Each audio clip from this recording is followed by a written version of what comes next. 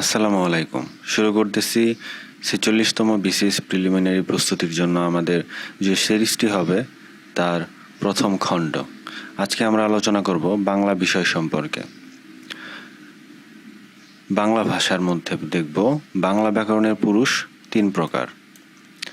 অন্যদিবাচক সর্বনামের দৃষ্টান্ত অন্য, অপর এবং পর।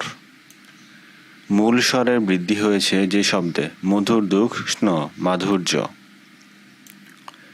অর্থগতভাবে শব্দ ৩ প্রকার। অর্থগতভাবে শব্দ ৩ প্রকার: যৌগিক শব্দ, যোগরূঢ় শব্দ এবং রূঢ়ি শব্দ।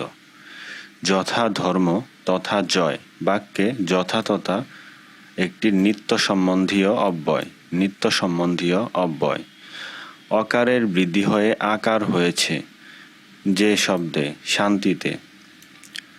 ওহে মাঝি আমাকে পার করো বাক্যে ওহে হলো সম্বোধন পদ। মৌলিক ধাতুর সঙ্গে আ প্রত্যয় যুগে সাধিত হয় কর্মবাচ্যের ধাতু। আমার যাওয়া হবে না বাক্যে আমার শব্দটি ভাববাচ্যের কর্তা। আমার যাওয়া হবে না বাক্যে আমার শব্দটি ভাববাচ্যের কর্তা। ক্রিয়া সংগঠনের ভাব, কাল ও রূপ নির্দেশিত হয় ক্রিয়া বিশেষণে।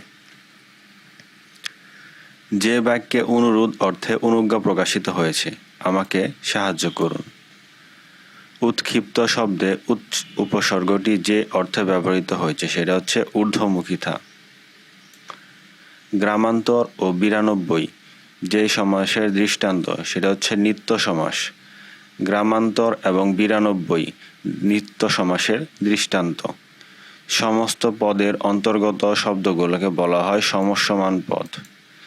তারিখবাচক শব্দের প্রথম ৪টি যে নিয়মে সাধিত হয় সেটা হচ্ছে হিন্দি। টাপুর টুপুর ও ঝনঝনি শব্দদ্বয় ধনাত্মক দ্বিরুক্তির দৃষ্টান্ত। ধনাত্মক দ্বিরুক্তির দৃষ্টান্ত। বাংলা ও ব্রজবুলি ভাষায় রচিত রোমান্টিক প্রণয়োখ্যান সতী ময়না লোরচন্দ্রানী। সতী ময়না লোরচন্দ্রানী। চর্যাপদের কবি লুইপার গুরু ছিলেন সবরপা। চর্যাপদের কবি লুইপার গুরু ছিলেন সবরপা। পুঁথি সাহিত্যের প্রাচীন লেখক সৈয়দ হামজা। দেবী দুর্গার অন্য নাম ছিল চণ্ডী। বাঙালির লেখা প্রথম মুদ্রিত হয় ব্রাহ্মণ রোমান ক্যাথলিক সংবাদে।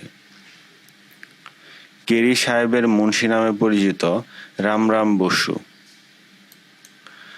ঈশ্বরচন্দ্র বিদ্যাসাগরকে করুণার সাগর উপাধি দেন মাইকেল মধুসূদন দত্ত। গীতিকা মূলত ২ প্রকার: নাথ গীতিকা এবং ময়মনসিংহ গীতিকা। বাংলা একাডেমির ত্রৈমাসিক কিশোর সাহিত্য পত্রিকা ধান শালিকের দেশ। বাংলা একাডেমির ত্রৈমাসিক কিশোর সাহিত্য পত্রিকা ধান শালিকের দেশ। বঙ্কিমচন্দ্র চট্টোপাধ্যায়ের ত্রয়ী উপন্যাস আনন্দমঠ, সীতারাম, দেবী চৌধুরানী। বঙ্কিমচন্দ্র চট্টোপাধ্যায়ের ত্রয়ী উপন্যাস আনন্দমঠ, সীতারাম ও দেবী চৌধুরানী। রামমোহন রায় রচিত প্রবর্তক এবং নিবর্তকের সংবাদ গ্রন্থটি মূলত সতীদাহ প্রথা বিষয়ক। গ্রন্থটি মূলত সতীদাহ প্রথা বিষয়ক। মাইকেল মধুসূদন দত্ত যে ছদ্মনামে নীলদর্পণ নাটক অনুবাদ করেন এ নেটিভ। মুক্তিযুদ্ধের পটভূমিতে সৈয়দ ওয়ালিউল্লাহ রচিত নাটক তরঙ্গ ভঙ্গ। মুক্তিযুদ্ধের পটভূমিতে সৈয়দ ওয়ালিউল্লাহ রচিত নাটক তরঙ্গ ভঙ্গ। চলিত ভাষারীতি ব্যবহারে রবীন্দ্রনাথ ঠাকুরের যে সাহিত্যিক দ্বারা প্রভাবিত হয়েছেন তিনি হচ্ছেন প্রমোদ চৌধুরী। কাজী নজরুল ইসলাম পরিচালিত চলচ্চিত্র ধূপছায়া। বাংলাদেশের প্রগতিশীল আন্দোলনের মুখপাত্র ছিল যে পত্রিকা সেটি হচ্ছে ক্রান্তি ১৯৪০। বিখ্যাত গল্প লেখাচিত্র লিখেছেন বুদ্ধদেব বসু। তাতারী ও মেহেরজান যে উপন্যাসের চরিত্র কৃতদাসের হাসি। তাতারী ও মেহেরজান যে উপন্যাসের চরিত্র কৃতদাসের হাসি।